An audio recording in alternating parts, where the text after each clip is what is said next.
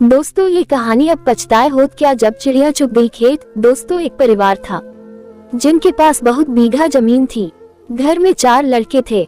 चारों खेत में मेहनत मजदूरी करके कमाते थे। परिवार बहुत बड़ा था, जितना वे मेहनत करते उतना उन्हें मिलता ना था, क्योंकि खेत में पानी की कमी थी और मौसम की मार पड़ती ही जा रही थी, जिसके कारण खाने तक के लाले थे तो बच्चों की पढ़ाई तो दूर की बात है। अगर इस बीच कोई बीमार हो जाए तो गरीबी में आटा गीला जैसी बात हो जाए।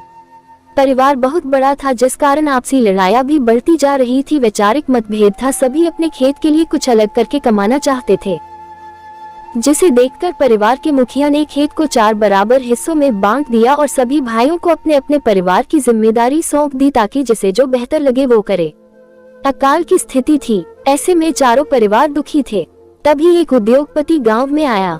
उसने इन चारों भाइयों के सामने एक प्रस्ताव रखा, जिसमें उसने इनकी जमीन मांगी और बदले में जमीन की कीमत के साथ परिवार के जो भी सदस्य काम करना चाहते हैं उन्हें नौकरी का वादा किया।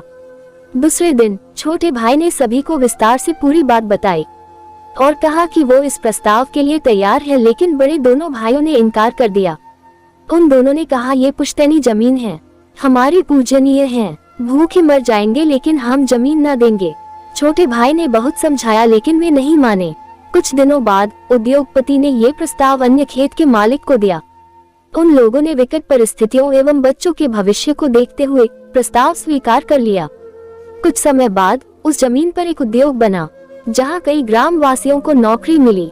साथ ही उस जमीन मालिक को जमीन की कीमत और उसके बच्चों को नौकरी भी मिली, जिससे उन लोगों ने अपना अन्य कारोबार भी शुरू किया और दूसरे शहरों में जमीन भी खरीदी और उनका जीवन सुधर गया। उन्होंने एक बड़ा सा बंगला बनाया, जिसमें बाग को संभालने का काम वो चारों करते थे, जिन्हें पहले उद्योग का प्रस्ताव मिला था। एक दिन वो उद्योगपति उस घर में आया और उसने इन चारों को देखकर पहचान लिया और पूछा, कैसा चल रहा है। तब सिर झुकाकर कहा, साहूकार का कर्ज बढ़ गया था, जमीन हाथ से चली गई, अब मजदूर और बाग का काम करते हैं। उद्योगपति ने कहा, अगर आप मान लेते तो ये दशा ना होती। उस पर छोटे भाई ने करुण स्वर में कहा, अब पछताए होत क्या जब चिड़िया चुग गई खेत। दोस्तों इस कहानी से आपको क्या सीख मिली है, कमेंट बॉक्स में जरूर बताना। धन्यवाद दोस्तों।